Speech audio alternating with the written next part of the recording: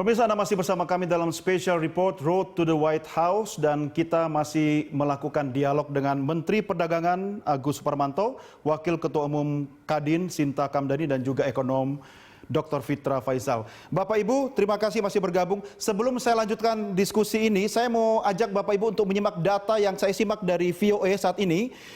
Untuk posisi pukul 10.46 waktu Indonesia Barat, ini Donald Trump suaranya naik lumayan ya, tetapi masih dimenangkan oleh Joe Biden di 89 suara. Donald Trump mengejar sekarang di 67 suara ya.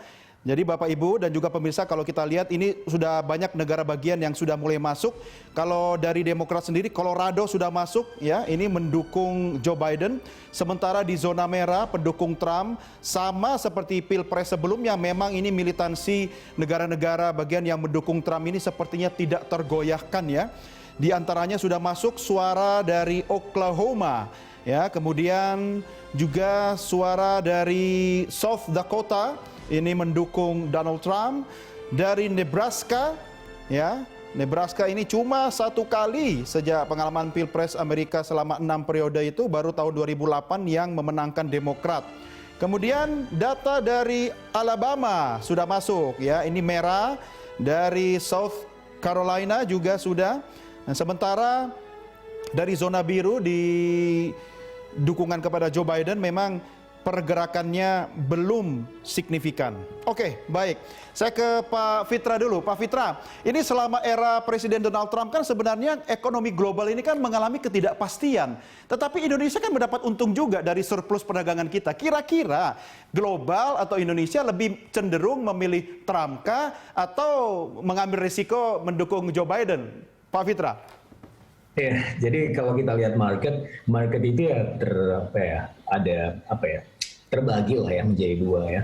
Ada yang memang suka dengan pendekatan Trump, ada yang tidak gitu ya. Tapi kembali lagi ketika kita bicara mengenai global dan globalization, Trump ini sedikit mengarah kepada deglobalisasi, yang mana itu untuk negara-negara di Asia adalah ya kita justru worse off kalau untuk itunya gitu ya. Tapi di sisi yang lain dengan pendekatan bilateral Trump itu sebenarnya jauh lebih menjanjikan ya, karena kita bisa tadi seperti yang Pak Menteri sampaikan dan juga Bu Sinta, ada limited trade deals yang mana itu bisa jadi lebih dalam dan lebih komprehensif gitu ya. Kita berbicara one on one ya dengan Trump, dan apalagi kemarin Mike Pompeo sudah hadir, sebelumnya bahkan Yoshihide Suga.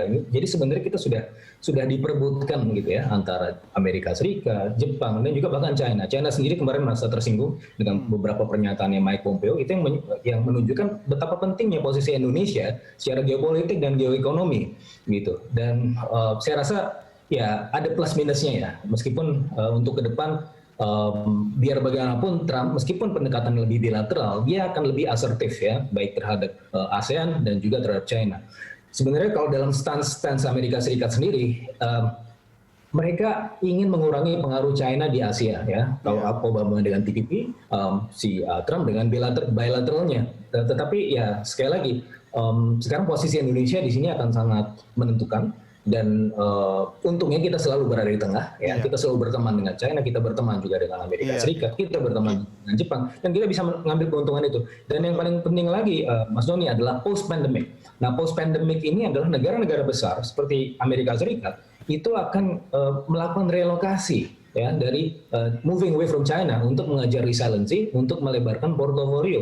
Dan salah satu yang memang diincarnya adalah ASEAN. Jadi siapapun yang menang, ini bisnis prosesnya pasti akan melihat Indonesia gitu. Jadi mau Trump mau Biden, Indonesia akan menjadi penting. Oke, nah ini yang menarik. Saya ke Pak Agus. Pak Menteri, kalau kita lihat dari data dari nilai total perdagangan Indonesia dengan Amerika Serikat memang masih di bawah Tiongkok ya Pak Agus ya. Tetapi kan nilainya cukup jauh Pak Agus. Kalau Indonesia dengan Tiongkok itu kan 72,8 miliar US dollar. Sementara Amerika Serikat sendiri itu sepertiganya Pak, baru 27 miliar dolar. Kaitannya dengan perang dagang Indonesia dengan Amerika Serikat. Bisakah kita mengambil momentum perang dagang ini untuk meningkatkan nilai total perdagangan agar lebih menguntungkan Indonesia Pak Menteri?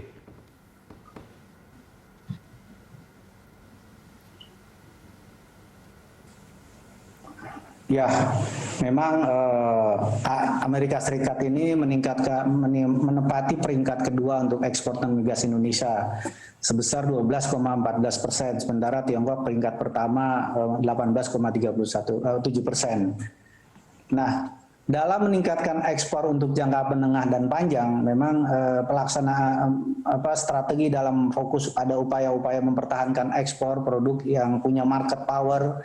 Kemudian peningkatan pasar produk potensial juga memulihkan produk dengan kehilangan pangsa ekspor yang selanjutnya juga pada setiap kategori yang akan diterapkan ini yang berbeda untuk pengembangan ekspornya. Nah, untuk excellent product misalnya akan kami dorong untuk diversifikasi mengingat produk tersebut telah memiliki kekuatan pasar yang besar. Namun langkah yang diambil juga perlu mewaspadai ancaman produk serupa dan dari negara pesaing. Nah, sementara itu untuk emerging dan losing product, perwakilan perdagangan akan mempelajari keunggulan produk dari negara pesaing yang belum dimiliki produk Indonesia. Nah, sebagai contoh, Amerika, produk-produk yang dikategorikan sebagai produk yang memiliki pangsa pasar yang baik adalah pertumbuhan ekspor yang positif, yaitu excellent product, diantaranya kelapa sawit. Nah, dan turunannya, produk kakao, kemudian juga butter, ya, lemak, dan minyak, kepiting, kemudian tuna fillet, tisu hingga wheat, produk-produk ini akan kita dorong diversifikasinya. Nah, Amerika Serikat merupakan mitra dagang Indonesia yang sangat strategis dan tentunya memiliki potensi yang sangat besar bagi perdagangan Indonesia. Nah, pasar AS merupakan pasar yang besar dengan produk domestik bruto pada tahun 2019 itu sekitar sebesar 21,4 triliun US dollar dan populasi lebih dari 328 juta. Meskipun pandemi COVID-19 terjadi, tetapi Indonesia tetap optimis dapat meningkatkan ekspor dan kemitraan perdagangan Amerika Serikat. Nah, Kementerian juga Perdagangan terus juga melakukan upaya mempertahankan dan meningkatkan ekspor non migas di tengah pandemi dan resesi selain meningkatkan tadi yang dikatakan fasilitas GSP ini merupakan momentum perang dagang untuk ekspor ke Amerika Serikat.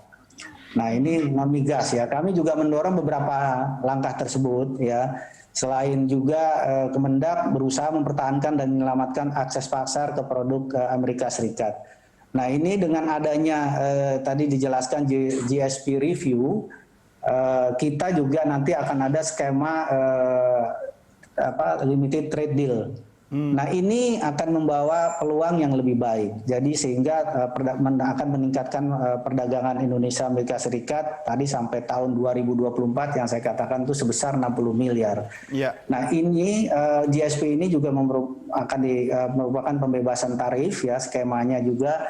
Nah, ini produk-produk yang tahun lalu ini dari 7.029 POS ya, tarif barang dari total 3.500 yang tadi dikatakan. Ini ada beberapa yang memang mempunyai kesempatan, ya, yaitu travel goods itu kita bisa tingkatkan. Nah, sekarang ini jadi masih 408,2 juta US dollar, perhiasan itu 392,1 juta US dollar, ya, produk elektronik 282. Nah, meski AS telah menutup GSP review, USTR terus akan memonitor komitmen pemerintah RI untuk terus mengupayakan perbaikan market access, khususnya untuk import produk hortikultura. Nah, ini juga dengan perang dagang Amerika Serikat dengan Tiongkok, ini dapat mengambil peluang di mana ada relokasi ke Indonesia. Nah, Pak Agus, ini juga kaitannya dengan upaya kita, Pak, untuk meringankan bea masuk produk Indonesia ke pasar Amerika Serikat, Pak. Apa yang bisa dilakukan ini oleh Kementerian Perdagangan? Satu TV ada di situ. Kalau enggak stream. Ya, Pak Mas Doni, tolong diulang lagi. Ya, Pak Agus, ini saya ingin menyelanjuti terkait dengan bagaimana upaya kita, khususnya Kementerian Perdagangan, untuk meringankan bea masuk produk-produk kita ke pasar Amerika Serikat, Pak Agus. Ya, ini dengan adanya pembebasan tarif dari skema GSP ini membuat produk ekspor Indonesia telah kompetitif di pasar Amerika Serikat. Iya. Sekaligus juga menguntungkan para importir dan retail konsumen Amerika Serikat karena dapat memperoleh produk berkualitas dengan harga yang murah. Karena ini dari tahun 2019 total tarif saving yang diperoleh Indonesia sebesar 142,1 juta US dollar yang seharusnya dibayarkan oleh importir Amerika Serikat. Iya. Besarnya manfaatan dari tarif saving tersebut membuahkan dukungan terhadap status GSP Indonesia dari berbagai perusahaan dan asosiasi importir produk GSP Indonesia, termasuk American Apparel and Footwear Association dan International World Product Association. Nah, inilah yang memang menjadikan momentum kita untuk memanfaatkan semaksimal mungkin dari skema GSP tersebut. Baik. Nah, kalau gitu saya kembali ke Bu Sinta nih. Bu Sinta Kamdani, masih perlu dukungan apa dari Pak Agus atau hal-hal teknis seperti apa? Tadi saya lihat jawabannya Bu Sinta sangat optimistis. Siapapun presidennya, nggak masalah. Gimana Bu Sinta? Saya rasa dukungan itu pasti masih sangat dibutuhkan karena memang tantangan kita ke depan juga masih banyak ya. Jadi kalau kita lihat mungkin ada 3 aspek utama dari segi tantangan. Tadi kita melihat pertama standar produk Indonesia sendiri ya. Jadi memang kita selalu banyak menemui kesulitan untuk entry pasar Amerika karena standarnya sangat tinggi gitu. Jadi jelas ini dari segi standar ini kita perlu difasilitasi. Kemudian dari segi diversifikasi produk, tadi sudah disampaikan Indonesia ini perlu persiapan. Jadi industrialisasi di Indonesia sendiri juga harus jalan. Karena kita melihat tadi banyak kesempatan. Kalau sekarang kan kita kalau melihat saat ini kita masih banyak sangat tergantung import dari luar ya. Jadi 70% bahan baku kita masih import gitu. Jadi ini juga kita perlu bagaimana bisa lebih menghasilkan produk yang kita bisa hasilkan di dalam negeri, di mana bahan baku kita juga bisa kita produksi dalam negeri dengan membantu diversifikasi produk yang masuk ke pasar Amerika. Dan ini jelas bisa menjadi unggulan kita. Kemudian juga kita melihat bahwa dari segi aspek kita perlu tentu saja melihat tantangan yang ada seperti anti dumping, anti subsidi. Amerika tuh jagonya. Betul. Jadi dia paling suka banget nih kita dituduh anti dumping. Nah, ini juga perlu dibantu untuk pemerintah bisa mengatasi hal tersebut. Nah, kami mungkin mau usul ya bahwa ada beberapa hal penting tadi bagaimana caranya supaya kita bisa meningkatkan perdagangan dengan Amerika Serikat. Jadi pertama mungkin tadi lobby ini harus terus jalan ya. Terus terang kami appreciate memang ini non-stop dari beberapa negara bagian Amerika Serikat, perwakilan Indonesia itu kita udah hampir tiap minggu pasti ada virtual B2B ya. Jadi walaupun sekarang dengan COVID itu kita nggak bisa ketemu secara fisik, tapi B2B ini jalan terus dan itu terus difasilitasi. Nah, ini harus mengenai promosi maupun karena kita nggak bisa actual melakukan misi dagang pada saat ini, tapi ini terus sudah dilakukan dan langsung di sektor-sektor yang sudah kita mapping tadi gitu. Jadi sektor-sektor mana saja unggulan yang kita mau lebih banyak melakukan B2B.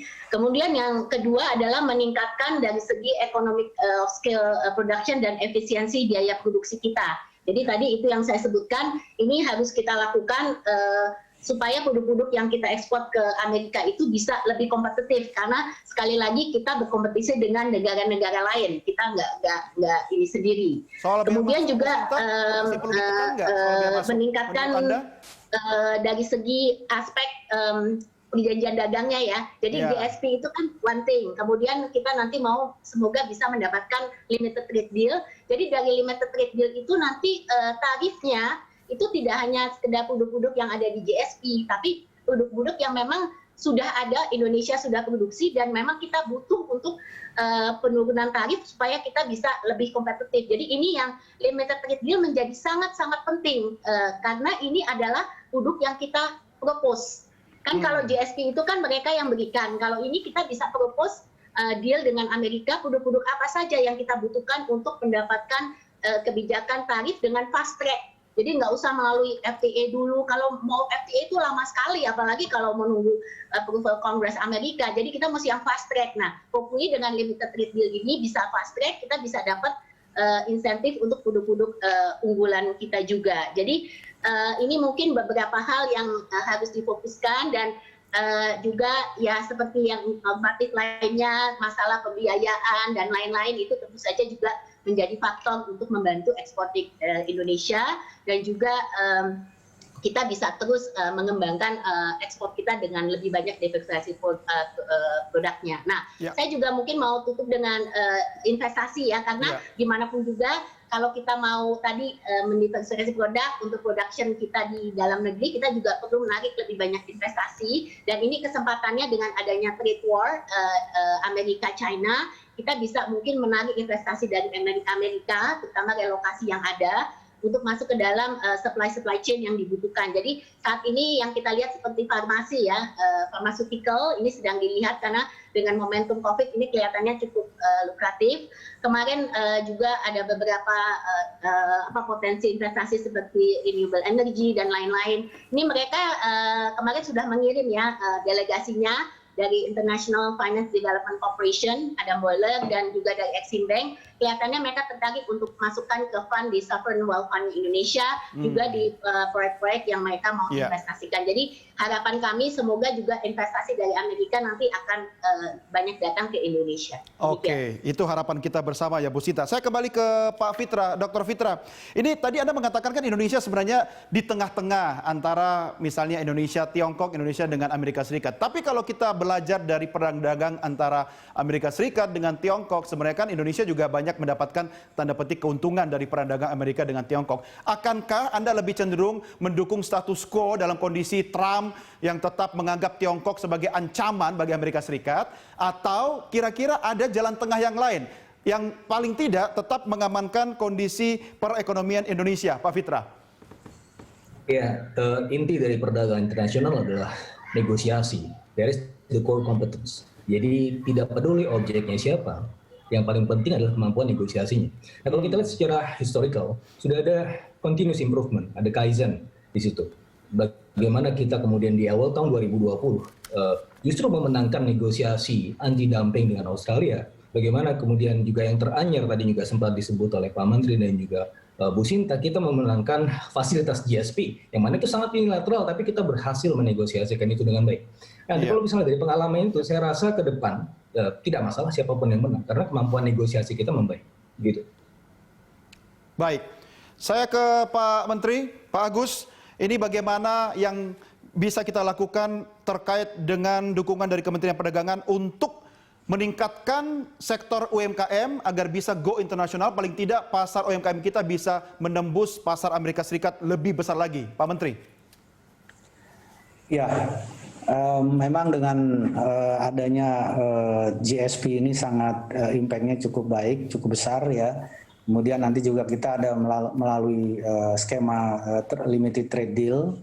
Jadi tadi yang dikatakan Bu Sinta juga, Indonesia diharapkan dapat mengundang investasi Amerika Serikat ke Indonesia dengan dalam berbagai sektor strategis ya, seperti elektronik, kemudian produk kimia dan produk lainnya. Kami tekankan juga bahwa proses negosiasi limited trade deal ini bisa berjalan dan akan selalu memperhatikan pentingnya peningkatan daya saing, efisiensi domestik dan kepentingan nasional yang memang perlu selalu dijaga. Indonesia memiliki perwakilan perdagangan di Amerika Serikat, yaitu Atase Perdagangan di Washington DC, Indonesia Trade Promotion Center di Chicago, dan Los Angeles yang dapat mengembangkan promosi dagang dan mencari peluang pasar bagi produk Indonesia. ADAC dan ITPC ini memberikan pelayanan market intelligence juga kepada para pelaku usaha di Indonesia untuk dapat menjual produk-produknya ke Amerika Serikat. Nah, Kementerian Perdagangan juga melaksanakan program promosi di dagang Amazon yang bekerja sama dengan Archipelago Corporation. Seperti yang telah kami ungkap ini, hal ini memang sangat penting.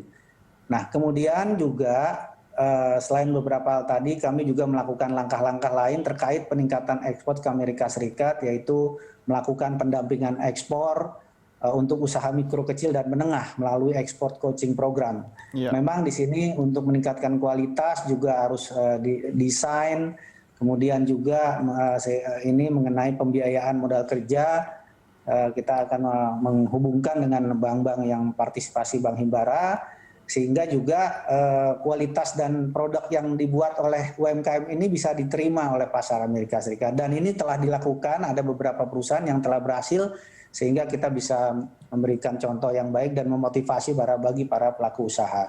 Selain itu, penjagaan kerjasama dagang atau business matching secara virtual yang difasilitasi juga perwakilan perdagangan di Amerika Serikat.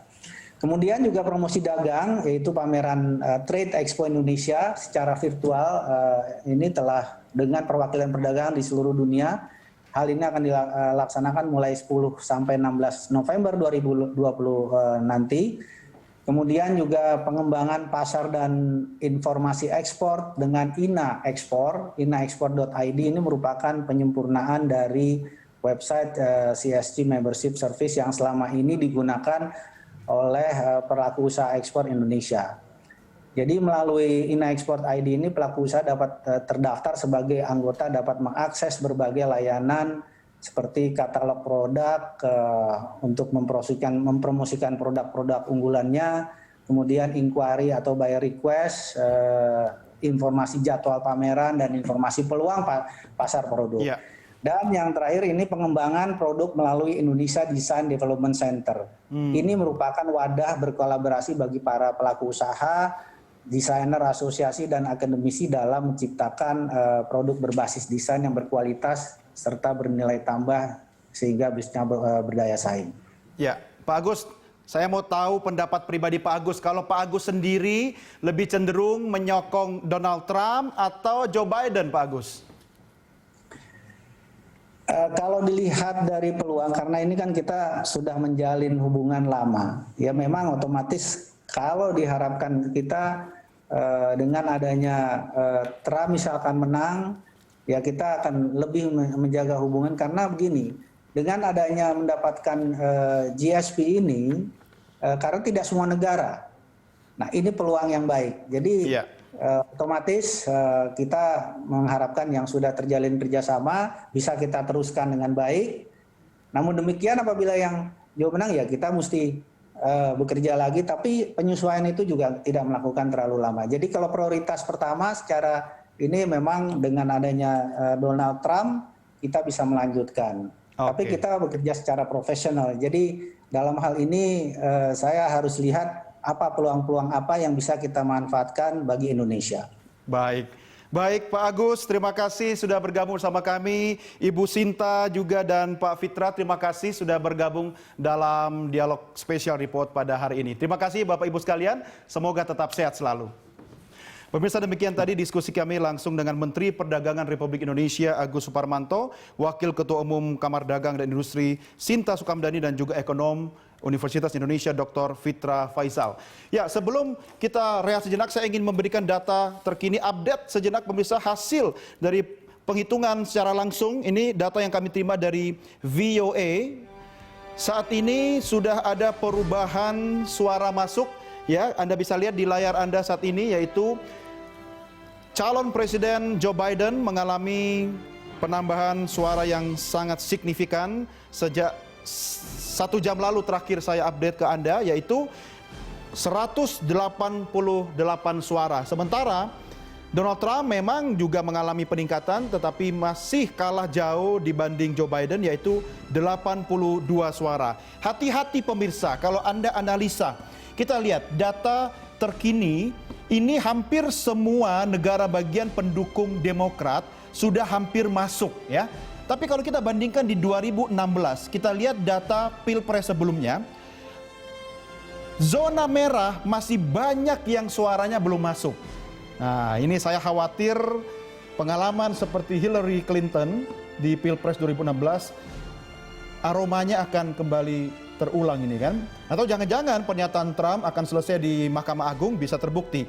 Nah, kalau kita lihat misalnya data terakhir ini, negara bagian seperti Washington atau State Washington sudah masuk, kemudian Oregon ya kan sudah masuk, Illinois ya sudah masuk dari data sebelumnya. Kemudian New Mexico dan juga Colorado ini adalah penyokong dari Joe Biden. Tetapi jangan lupa yang masih ini warna abu-abu ini pemirsa, kalau kita flashback di 2016, nah ini sebenarnya adalah basis kekuatannya Donald Trump. Apakah merah akan kembali merah dan memberikan suara kepada Donald Trump, ataukah yang tadinya merah akan menjadi biru dan Joe Biden hanya memerlukan sedikit saja untuk mengejar agar bisa meraih 270 suara atau plus untuk menjadi the next President of the United States of America atau POTUS. Ya pemirsa, itu data sementara. Kami akan update terus data berikutnya karena itu tetap bersama kami di Berita Satu. Pemirsa, jangan kemana-mana karena special report Road to the White House masih terus berlanjut bersama kami di Berita Satu News Channel.